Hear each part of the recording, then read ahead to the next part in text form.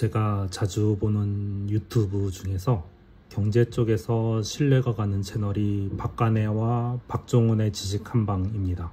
둘 다 박씨네.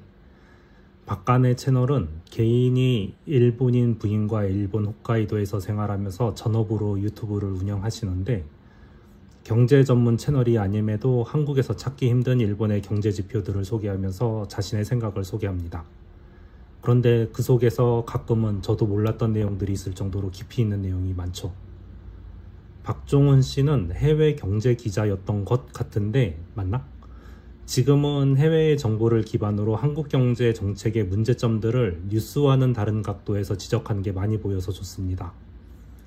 제가 싫어하는 경제 채널 중에 삼모시기나 S모시기 같은 돈을 받아서 그 회사 주식을 사라는 식으로 광고를 기사처럼 하는 채널들이 있는데요. 몇 번 보다가 아니다 싶은 건 그냥 관심 없음 걸어버립니다. 아무리 먹고 살기 위해서라고 해도 돈을 위해서 전체를 숨기고 돈 받은 기업의 장점이 가장 좋은 것 마냥 이야기하는 것은 투자자들을 기만하는 것이라고 생각하기 때문인데요. 그럼에도 수십만 구독자가 있는 걸 보면 양심적으로 돈 벌긴 참 힘든 나라구나 싶긴 합니다. 아시는 분들은 아시겠지만 컨설턴트는 아무리 IT 전문이라 할지언정 해당 국가의 경제 법률을 잘 알아야 하는 직업입니다. IT 전략을 수립하는 프로젝트에 많이 불려가기 때문에 시장 분석 및 법리 분석, 트렌드 분석 등을 하기 때문이죠. 때문에 나름 많은 자료를 찾아서 보고는 있지만 때로는 찾은 숫자에만 집착하다가 본질을 잊어버릴 때도 있는데, 이 두 채널이 그런 놓치기 쉬운 내용들을 다시 짚어주는 면에서 좋아합니다. 물론 모든 내용들을 보는 게 아니라 제가 관심 있는 경제 지표가 나오는 영상만 보느라 다른 내용은 어떤지는 잘 모르겠네요. 이번에 조금 짚고 넘어가고 싶은 게 2025년에 한국에서 원화 외평채를 발행한다는 내용이 있었죠. 그에 대한 좋은 정보는 박종훈 씨의 원화 약세 유도하는 외평채 어쩌고저쩌고 하는 내용이 있어요. 거기에서 이게 왜 안 좋은지에 대해서 자세히 나와 있습니다. 그리고 일본에서도 국채 발행을 매년 늘려가서 5년째 사상 최대라고 하는 기사가 있죠. 이거는 박간혜 쪽에서 나왔는데요. 아마 이것을 보시면 일본에서도 매년 최대치로 국채를 찍어내니 한국에서도 찍어야 하는 거 아냐? 라고 생각하시는 분들이 있을 수 있어서 하는 이야기인데요. 한국과 일본의 경제는 근본적으로 다릅니다. 일본은 이미 경제 침체기에 내수 경제 활성을 장려해서 30년에 걸쳐서 내수로도 국가가 돌아갈 수 있도록 만들어져 있습니다.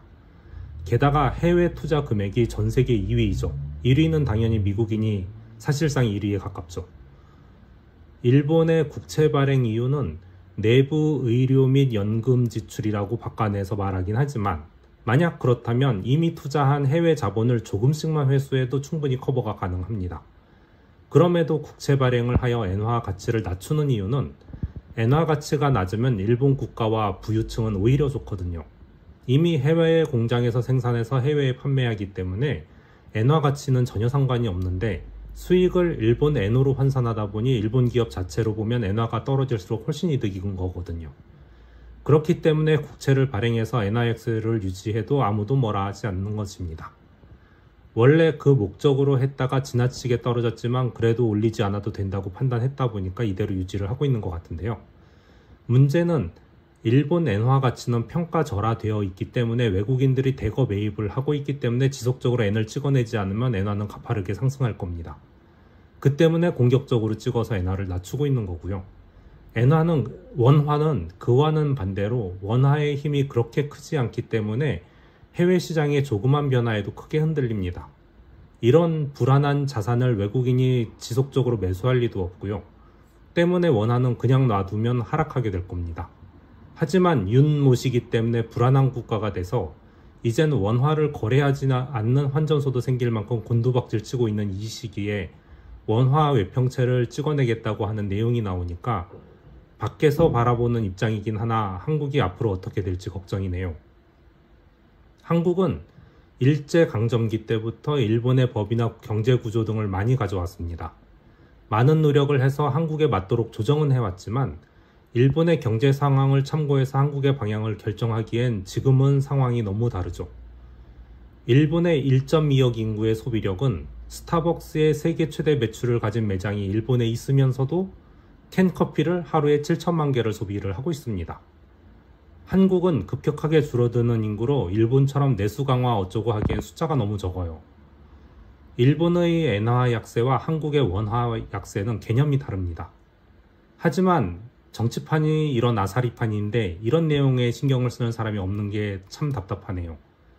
그렇다고 걱정한다고 바뀔 것도 아니고, 내가 나라를 움직일 힘이 없다면 나라의 변화에도 내 개인의 영향을 받지 않을 준비가 필요하다고 봅니다. 그게 무엇인지를 여러분 스스로 찾아서 자신의 미래를 준비하시길 바랍니다. 끝.